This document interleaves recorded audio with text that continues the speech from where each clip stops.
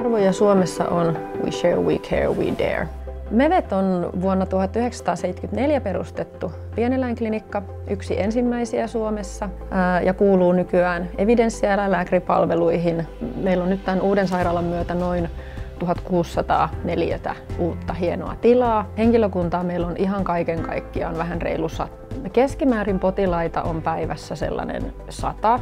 Eli meillä on tavallaan meidän sairaalan sisällä oma pieni kissasairaala, mikä tarkoittaa sitä, että jo odotustilassa kissat saapuvat omaan odotustilaansa ja sieltä ne pääsee omiin vastaanottohuoneisiin.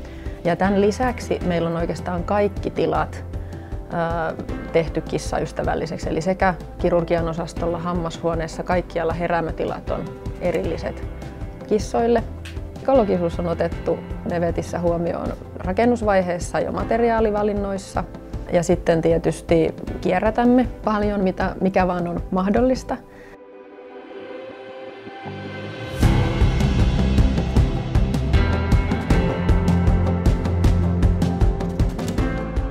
No, meillä käy paljon hengitystieinfektio, sitten tietysti sydämiä ja niin edespäin ja paljon niitä ultrataan. Tämä Vetosus 9 tuli kesällä ja tämä on nopea käyttöinen, kun tämä on hyvä laite ja tosiaan hyvät ohjelmat ja tarkka kuva, niin tämä on tavallaan nopea myös niiden kanssa toimiessa. Joo, ollaan oltu tosi tyytyväisiä ja sitten toisaalta jos on ollut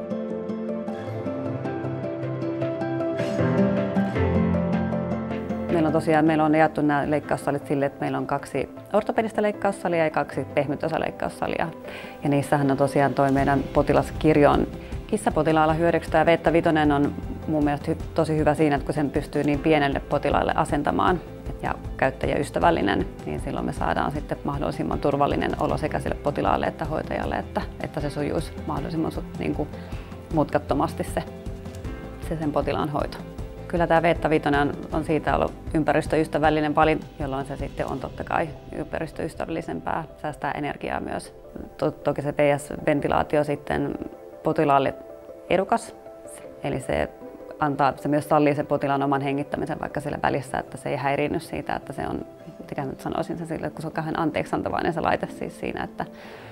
Eli juhlimme ensi vuonna 50-vuotista taivalta.